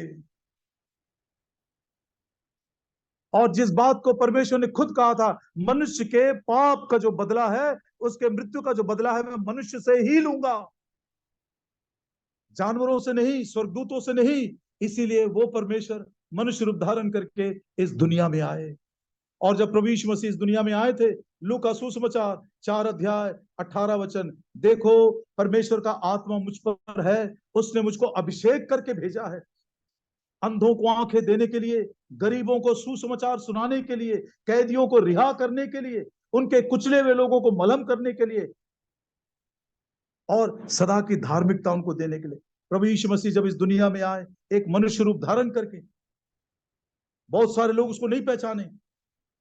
आज आपसे भी प्रभु ये पूछ रहा है, तुम मसीह के बारे में क्या सोचते हो? What do you think of Christ? पढ़िए मत्ती सुसमाचार उसका 22 अध्याय और उसका 42 वचन। Matthew's gospel chapter 22 and verse 42। मत्ती सुसमाचार 22 अध्याय 42 वचन, saying what think you of Christ, whose son is he? क्या सोचते हो तुम मसीह के बारे में? क्या पाने के लिए तुम मेरे पास आते हो? मेरे बारे में तुम क्या जानते हो? क्या कभी तुमने जीवन के समय निकालकर उसके चरणों के पास बैठकर समझने की कोशिश की, हे प्रभु मैं जानना चाहता हूं तू कौन है? ये बात विश्वासी भाई बहनों के लिए भी लागू होता है। Who are you Lord? प्रभु यीशु मसीह तू कौन है? तू क्यों इस दुनिया में आया? कौन सा वो काम है जो तूने क्रूस के ऊपर किया? किस प्रकार का प्रेम तूने क्रूस के ऊपर उंडेल दिया? प्रभु यीशु मसीह तेरे साथ मेरा क्या संबंध हो सकता है? मेरे लिए, मेरे परिवार के लिए तू क्या कर सकता है? Have you ever thought about it? What do you think of me? मेरे बारे में तो क्या सोचते हो तुम लोग? ये दो बातें मैं आपको बताना चाहता हूं प्रियो। प्रभु यीशु मसीह कौन है? सारे मानव जाति के पापों के निमित्त विनती करने के लिए वो आया है। क्योंकि ये प्रश्न था एली के मन में, परमेश्वर के विरोध में यदि कोई पाप करे तो उसके लिए विनती करने वाला कौन है? प्रभु यीशु मसीह। अय्यूब के मन में बहुत बड़ा प्रश्न था, क्या कोई मनुष्य है जो मेरे और परमेश्वर के बीच में मध्यस्थी करके हमारा मेल मिलाप करा सकता है? एक मनुष्य, प्रभु यीशु मसीह।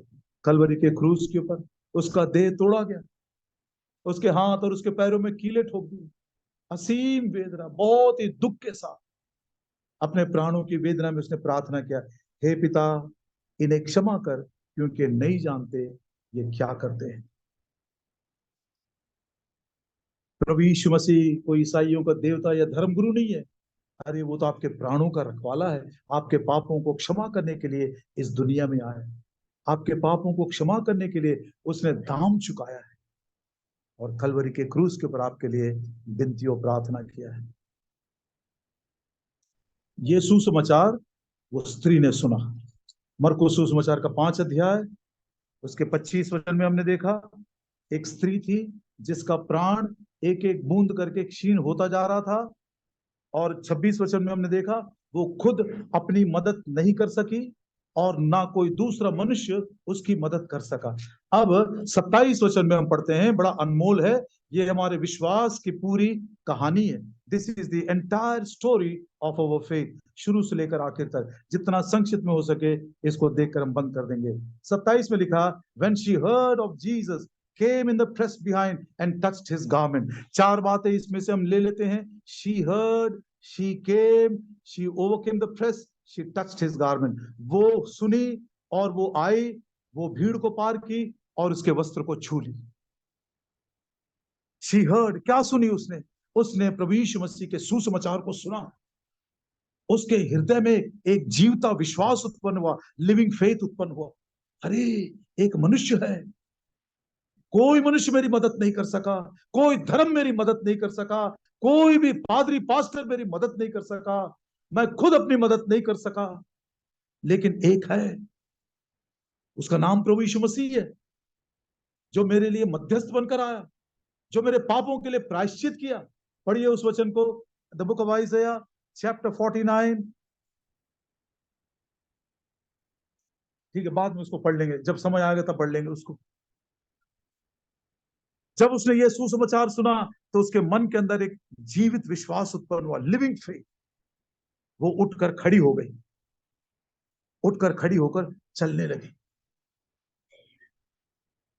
बात गौर करिए, ये स्त्री 12 सालों से पीड़ित है, बड़ी निर्बल और दुर्बल हो गई है। She is not only helpless but almost hopeless, बिल्कुल आशा छोड़ दी है।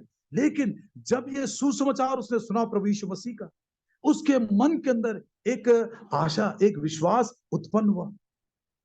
न केवल वो लिविंग फेथ था जिसको हम रोमियो की पत्री 10 अध्याय और उसके 17 वचन में पढ़ते हैं। रोमियो की पत्री 10 अध्याय और उसका 17 वचन,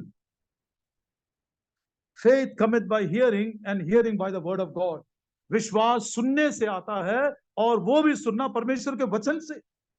हम आपको कोई कथा कहानी नहीं बता रहे। भाई बहनों में से यदि कोई पहली बार करमेल प्रार्थना करके निमंत्रण को स्वीकार करके यदि आप आए हैं, तो सबसे पहले खुशखबरी आपके लिए यह है, यह सुसमाचार आपको प्रभु यीशु मसीह के नाम में हम सुनाते हैं। आपके पापों का प्रायश्चित किया, आपके पापों के लिए मध्यस्थी करने के लिए आया है, एक पवित्र परमेश्वर से आपका मेल मिलाप कराने के लिए प्रभु यीशु मसीह आए हैं। यदि आप अपने पापों को मान लें तो हमारे पापों को धोने के लिए, हमको शुद्ध जीवन देने के लिए विश्वास योग्य है। हमारा छुटकारा प्रियो सोना चांदी से, नाशवान वस्तुओं से नहीं है। ये पहली बात है, living faith bye the word of God. परमेश्वर के वचन को जो सुसमाचार के द्वारा उसने सुना, उस स्त्री ने, व्हेन शी हर्ड, उसके अंदर एक जीवता विश्वास उत्पन्न, और तुरंत वो खड़ी हो गई एंड धीरे धीरे चलने लगी। बल कहां से मिला उसको? 12 सालों से वो बिल्कुल रोगी है। पढ़ते हैं रोमियो की पत्री उसका 4 अध्याय, रोमियो की पत्री 4 अध्याय और उसका 20 वचन। रोमियो की पत्री 4 अध्याय 20 वचन, he staggered not at the promise of God through unbelief, but was strong in faith, giving glory to God. Ibrahim 100 साल का हो गया, वो विश्वास में बिल्कुल अस्थिर नहीं हुआ, वो निर्बल नहीं था, लेकिन विश्वास में मजबूत हो गया। He became strong in faith. कैसे हुआ?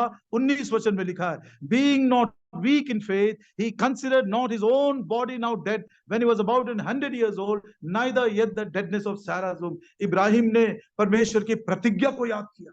अरे 25 साल पहले परमेश्वर यहोवा ने मुझको प्रतिज्ञा दिया था, मत डर, मैं तेरे संतान को आकाश के तारों के समान और बालू के किनकों के समान बना दूंगा, आत्मिक संतान भी दूंगा और शारीरिक संतान भी मैं तुझको दूंगा।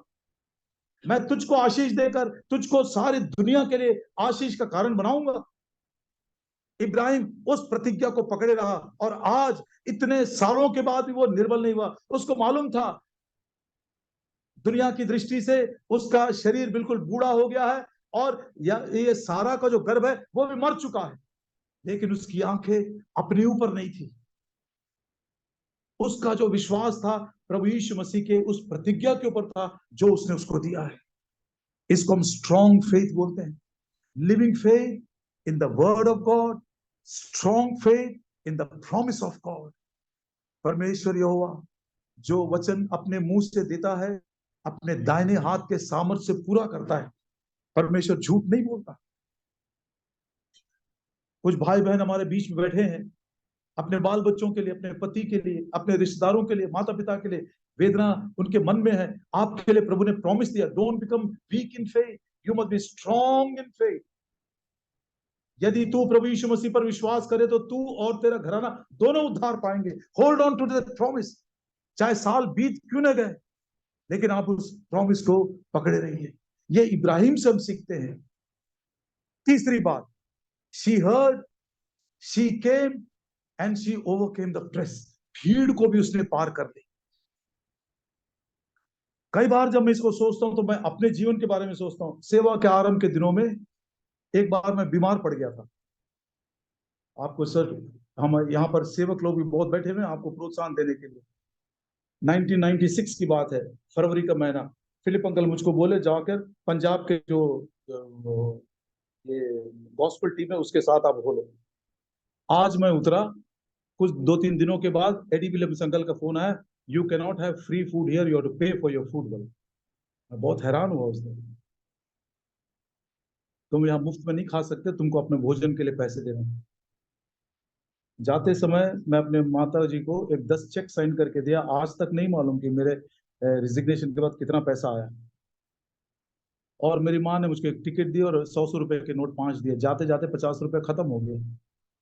और मैंने हिसाब लगाया, क्योंकि मार्केटिंग के लिए मैं जाता था, मेरा काम सबसे पहला वही था। मेरी मिसेस का सबसे पहला काम टॉयलेट्स और बाथरूम्स धोना और सारे कमरे को झाड़ू पोछा लगाना, ये उसका पहला काम था। मेरा काम था मार्केटिंग। पहला सप्ताह मैंने उनको 200 रुपए दे दिए। वो सेवक भाई ने, जो हमारे इंचार्ज थे, 12 लोग थे हम वहां पर अबोहर में, उसने पॉकेट में रख लिया। उसके बाद ऑफरिंग डाले, कुछ चाहिए था खरीद लिया। तो दूसरे हफ्ता 200 रुपए देने के लिए मेरे पास नहीं थे। तो मैंने मिसेस से बोला, ठीक है आप 3 टाइम खाना, मैं 2 ही बार खाऊंगा। मैं सुबह खाता था नाश्ता और अपने पर्सनल इवेंजलिज्म के लिए निकल जाता था। मीटिंग यदि शाम को है तो 5 बजे लौटूंगा, मीटिंग नहीं है तो मैं 7 बजे आऊंगा। फैमिली प्रेयर के बाद फिर खाना खा के मैं बैठ। ऐसा कुछ दिन किया तो मैं बीमार पड़ा।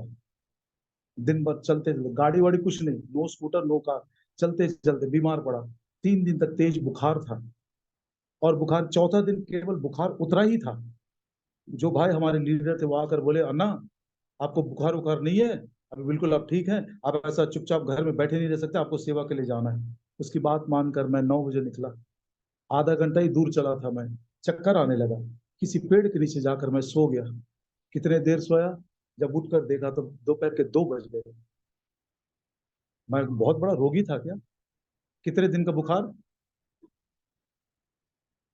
उसी के कारण यदि आधा घंटा मैं चल नहीं सका तो सोच कर देखिए, ये स्त्री, मैं बहुतों को एक चैलेंज के रूप में बता रहा हूं, 12 साल से उसका प्राण एक एक बूंद करके निकलता जा रहा है। क्या ताकत होगा उसके पास, वो भीड़ को पार कैसे की। जक्कई नाम का एक बहुत ही अच्छा हट्टा कट्टा व्यक्ति था, पुरुष था वो। उसके मन में भी इच्छा थी कि मैं प्रभु यीशु मसीह से मिलना चाहता हूँ। क्यों नहीं मिल सका वो? हाँ, नाटा नहीं था वो, भीड़ के लिखा हुआ, बिकॉज ऑफ द प्रेस, भीड़ के कारण वो हट्टा कट्टा व्यक्ति, वो भी भीड़ को पार नहीं कर सका। प्रभु यीशु मसीह के 4 भाई लोग थे, लूका के 8 में लिखा हुआ है। बहुत दिनों के बाद उनकी मां बोली, बेटा मैं आपके बड़े भाई यीशु से मिलना चाहती हूँ। जब से वो सेवा में निकला एक बार भी घर नहीं आया है। उसके बारे में सारी यरूशलेम में चर्चा हो रही है, लोग बटे हुए हैं, कुछ लोग अच्छा बोलते हैं, कुछ लोग बुरा बोलते हैं। बात क्या है, उससे थोड़ा बात करना चाहते हैं, उससे मिलना चाहते हैं। 4 भाइयों ने अपने माँ को लेकर आए, लेकिन भीड़ के कारण उसके भाई के पास जा नहीं सके। प्रभु यीशु मसीह की उम्र यदि 30-31 साल की होगी तो उनका क्या होगा? 29, 28, 27, 25 कुछ होगा। 25-26 साल के नौजवान यदि भीड़ को पार नहीं कर सके, एक हट्टा कट्टा पुरुष यदि भीड़ को पार कर नहीं सका, 12 साल से ये स्त्री, उसने भीड़ को पार करके, दिस इज ओवरकमिंग फेथ। इसको क्या विश्वास बोलते हैं? जयवंत विश्वास, जय पाने वाला विश्वास। जय पाने वाला विश्वास क्या मतलब? इस स्त्री ने ना केवल अपने आप को नहीं देखा, वो कितनी निर्बल है, कितनी दुर्बल है। कई बार हम अयोग्य भी हो सकते हैं, but I am holding a promise. कभी कभी मेरी बच्ची जब गलती करती है तो मैं प्रार्थना करता हूँ, लॉर्ड, जिस दिन वो उद्धार पाए थे आपने उसको प्रॉमिस दिए थे, thou art my son, today I have begotten you, तू मेरा पुत्र है, आज तूने मुझको, मैंने तुझको जन्माया है। कभी कभी वो गलती करते हैं, मैं बोलता प्रभु जी वो गलती किया तो उसको मत देखना, मुझको भी मत देखना, लेकिन जो प्रॉमिस तूने दिया उसको एक बार याद करके, still treat her like your own son.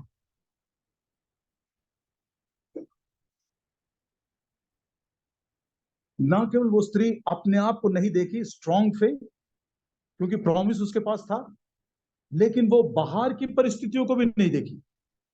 कितना भीड़ है, कौन दबा रहा है, मुश्किल है क्या, डाउट भी नहीं आया। पतरस की आंखें प्रभु यीशु मसीह के पर जब लगी रही, लिखा प्रभु जी यदि तू है तो मुझको तेरे पास आने दे। वो जहाज से उतर गया, पानी पर चलने लगा। बड़ी अजीब सी बात हुई, मुझको तो नहीं मालूम ये कैसा हुआ होगा, लेकिन जस्ट विश्वास करता हूँ क्योंकि बाइबल में जो बातें लिखी है सब कुछ सच है। लेकिन जब उसकी आंखें थोड़ी देर के लिए हवा और तूफान की तरफ गई तो क्या होने लगा? ये स्त्री की आंखें भीड़ पर नहीं थी, ये स्त्री की आंखें कौन दबा रहा है ये नहीं थी। ये स्त्री को ये भी नहीं मालूम था कि प्रभु यीशु मसीह कितने दूर में, कुछ भी नहीं मालूम। She had a goal in her life, I have to reach the Lord Jesus Christ. पौलुस की भी यही गोल था, मैं परफेक्ट हो गया हूं इसलिए नहीं, लेकिन मन में एक बार ठान लिया हूं, कैसा भी करके मसीह को प्राप्त करना चाहता हूं, मसीह को जीत लेना चाहता हूं, मसीह को मैं धारण कर लेना चाहता हूं। उसकी आंखें, जो दुख उसके ऊपर आ रहे थे, जो तकलीफ आ रहे थे, जो परेशानियां आ रही थी, अंदर बाहर सब बातों को, बिल्कुल उसकी आंखें उसके ऊपर नहीं थी। टूटे हुए दिल से बड़ी नम्रता से कह रहा हूं, उसका शायद 1-1.5% अनुभव मुझको भी दिया प्रभु ने। वचन के द्वारा लिविंग फेथ, प्रोमिसेस के द्वारा स्ट्रॉन्ग फेथ, प्रभु को अपना निशान बनाए, ओवरकमिंग फेथ। पहला यूहन्ना 5 अध्याय 4 वचन, पहला यूहन्ना 5 अध्याय और उसका 4 वचन, 1 John chapter 5 and verse 4, whose whatsoever is born of God overcometh the world, this is the victory that overcometh the world, even our faith। प्रिय भाइयों बहनों, यदि आप कोई परेशानियों में से जा रहे हैं, मैं फिर से एक बार आपसे विनती करता हूं, अपनी आंखें यीशु की ओर उठाइए, किसी मनुष्य की तरफ नहीं, परिस्थितियों की तरफ नहीं, और जो हालात बिगड़ते जा रहे उसके तरफ भी नहीं। बीच में छोटा सा एक समय आया था जब मैं न्यूज के विषय में पागल हो गया था। कम से कम एक दिन में 1-1.5 घंटा सिर्फ मैं न्यूज सुनता रहा। मोबाइल में आते हैं, कुछ कुछ अच्छे अच्छे ऑनेस्ट जर्नलिस्ट हैं। अचानक एक दिन मैं जब रात को सुनने लगा तो मैं सोचा, प्रभु जी क्यों मैं इतने रात तक ये सुन रहा हूँ, वह सुनकर मैं क्या करूंगा, why should I want to know this. अचानक मेरे दिमाग में ये वचन वचन आया, Lord if you have chosen to rule my country through this man, इस मनुष्य के द्वारा यदि तू भारत देश को रूल करने के लिए ठान लिया तो मैं क्यों परेशान हूं? क्योंकि सारे अधिकार को कौन नियुक्त करता है? प्रभु करता है। Every power is ordained of God. मैंने उस दिन से न्यूज भी सुनना बंद कर दिया। परवाह नहीं, कुछ भी करो, चोरी करो, अत्याचार करो, झूठ बोलो, अन्याय करो, घूस दो, क्या कर, ये गिरा दो, वो गिरा दो। How many times we are wasting our strength and energy on things over which we don't have control, जिसके ऊपर हमारा नियंत्रण नहीं है। चाहे वो घर की बात हो, चाहे वो कलीसिया की बात हो, चाहे समाज की बात हो, कहीं पर भी ये सिद्धांत हम लागू कर सकते हैं। Fix your eyes upon the goal, the Lord Jesus Christ. इसीलिए पौलुस कहता है, आई प्रेस टुवर्ड द मार्क, मैं उस निशाने की तरफ बढ़ने के लिए हर एक भीड़ को पार कर लूंगा। बस मेरी आंखें उसी के ऊपर लगी है, मैं उसको पा लेना चाहता हूं, उसके समान बन जाना चाहता हूं, उसी के समान मैं मर जाना चाहता हूं। I want to be like him, I want to live like him, I want to serve like him, I want even die like him. Very sad to say, very sad to say, what are you thinking about Christ? प्रभु यीशु मसीह खुद बोल रहा, आज तुम मेरे बारे में क्या सोच रहे हो? क्या वो केवल हमारे पापों को धोने का एक्सपर्ट है? हमारे गंदे पापों को धोते धोते धोते बस वही करता रहेगा और कुछ भी नहीं है? Faith to faith, living faith, जीवता विश्वास वचन को सुनने के द्वारा, strong faith by believing the promise of God, उसके प्रतिज्ञाओं पर विश्वास करने के द्वारा मैं जो कुछ हूं कोई परवाह नहीं, प्रभु ने प्रॉमिस किया है। ओवरकमिंग फेथ, जयवंत विश्वास, बाहर की परिस्थितियां कुछ भी क्यों ना हो, लेकिन मेरा प्रभु सिंहासनारूढ़ है, मुझको उसके पास पहुंचना है। चौथा, आखिरकार उसने भीड़ को पार कर ली। She came and touched him. जैसा उसने छुआ वैसा उसने चंगाई को प्राप्त कर लिया। इसको बोलते हैं वंडर वर्किंग फेथ, अद्भुत आश्चर्य कर्म का विश्वास। सेकंड थेस्सलोनियंस चैप्टर 1 एंड वर्स 11, दूसरा थेस्सलोनिकी 1 अध्याय और उसका 11 वचन। Wherefore also we pray always for you, that our God would count you worthy of this calling, fulfill all the good pleasure of his goodness and the work of faith with power। ये बात बोलकर मैं बंद कर दूंगा। ये विश्वास को प्रभु देखना चाहता उस दिन जब मनुष्य का पुत्र आएगा, तो क्या वो इस विश्वास को पाएगा? क्या मतलब है बेटा? जब तू अपने पाप और अपराध में मरा हुआ था, मैंने तुझको नाम लेकर बुलाया, लाजर बाहर आ।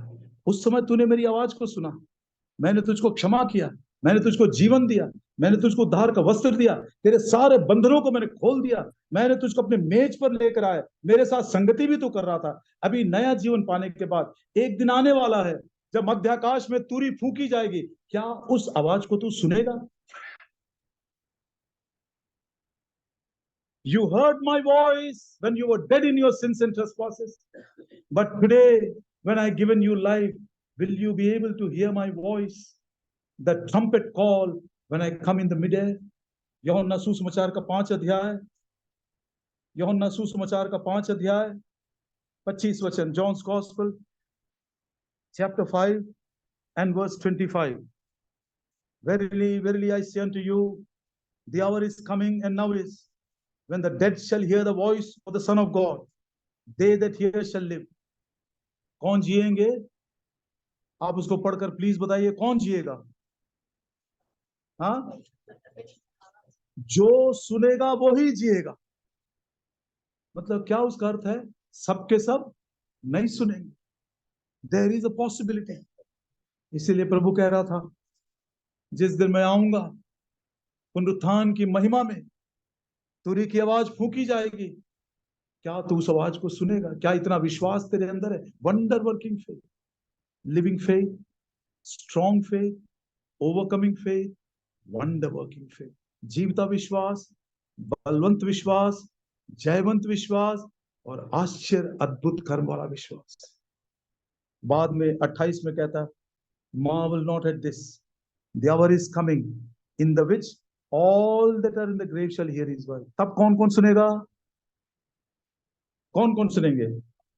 सब सुनेंगे। वो आखिरी दिन की बात है, सब सुनेंगे। लेकिन प्रथम पुनरुत्थान, जब महिमा में प्रभु यीशु मसीह प्रकट होंगे, आखिरी तुरी का शब्द जब होगा, जो सुनेगा वही जिएगा। प्रियो, क्या उस दर्जे तक मेरा विश्वास आज है? इसको सोच कर देखिए। आज रात को वो तुरी की आवाज यदि आती है, तो क्या मैं सुनूंगा? एक भक्त से किसी ने पूछा, प्रभु यीशु मसीह 5 बजे आएंगे तो आप क्या करेंगे? शाम को 5 बजे, तो शाम को 5 बजे प्रभु यीशु मसीह आएंगे तो मैं पेड़ों को पानी देता रहूंगा। प्रभु यीशु मसीह रात के 12 बजे आए तो आप क्या करते होंगे? बोले मैं अच्छे से सोता रहूंगा। प्रभु यीशु मसीह यदि सुबह के 4 बजे आए तो फिर आप क्या करते रहेंगे? सुबह 4 मतलब मैं अपने घुटनों पर रहूंगा, मेरा प्रभु के साथ मेरा संगति चलता रहेगा। मतलब उसके जीवन को इतना डिसिप्लिन किया है, उसके जीवन में इतना आश्वासन, इतना फेथ है, जो काम करना है करता ही रहेगा। कभी भी हुआ है, शाम को 5 बजे आए, रात को 12 बजे आए, या सुबह 4 बजे आए, है ना? ये बात हम सबके लिए लागू है। प्रभु दया करे प्रिय भाइयों बहनों। बहुत साल बीत गए हैं, 25 साल बीत गए। मेरे जैसे लोग उद्धार पाकर 40 साल हो गए हैं, सेवा में भी बहुत साल हो गए हैं। तो क्या इस मापदंड में stronger and stronger, strength to strength, brighter and brighter, glory to glory, grace for grace, faith to faith, इस विषय में हम कहां तक पहुंचे? प्रभु हम सबों से बातें करें। और यदि कोई अभी तक उद्धार नहीं पाया है, आपको हमने बताया आपके विश्वास की शुरुआत हुई। सुसमाचार आपको हमने बहुत ही सरल भाषा में सुना दिया। मानव जाति के प्रश्न को मिटाने के लिए प्रभु यीशु मसीह आए हैं। परमेश्वर के विरोध में मैंने पाप किया, मेरे लिए विनती कौन करेगा? आइए कलवरी के क्रूस के पास। प्रभु यीशु मसीह ने आपके लिए विनती किया, हे पिता इसको क्षमा कर दे, ये नहीं जानते हैं क्या करते। पवित्र परमेश्वर के साथ मेरा मेल मिलाप कौन करेगा? आइए प्रभु यीशु मसीह के साथ, एक ही मध्यस्थ है मनुष्य और परमेश्वर के बीच में। यदि आप प्रभु यीशु मसीह पर विश्वास करें तो आप और आपका घराना दोनों उद्धार पाए। ये प्रोत्साहन देकर आपको प्रॉमिस के रूप में, जक्कई को बड़ी इच्छा थी प्रभु यीशु को देखने की, तो प्रभु यीशु मसीह वो पेड़ के नीचे आकर रुक गया और उसको नीचे बुलाया। तो जक्कई से ही बात करके जक्कई को सुसमाचार देकर भेज सकता था प्रभु, लेकिन भेजा नहीं। क्या बोला? जक्कई मैं तुझसे यहाँ बात नहीं करूंगा, मैं कहा जाऊंगा? Because I am interested not only in you but also in your, God is interested in your family. आने दीजिए उसको अपने घर में, बुलाइए उसको, प्रेम से बुलाइए। प्रभु आपके और आपके परिवार का उद्धार करेगा। ये जीवता विश्वास धीरे धीरे उसी वचन की प्रतिज्ञा के द्वारा, प्रभु यीशु मसीह के ऊपर आंख लगाने के द्वारा, महिमा के साथ एक दिन बड़े सामर्थ्य से पुनरुत्थान की शक्ति के द्वारा उस विश्वास का अंत होगा। जब वो आएगा अपनी आंखों से देखेंगे। जब तुरी की आवाज फूंकी जाएगी, मैं जरूर उसकी आवाज को सुनूंगा। प्रार्थना करेंगे।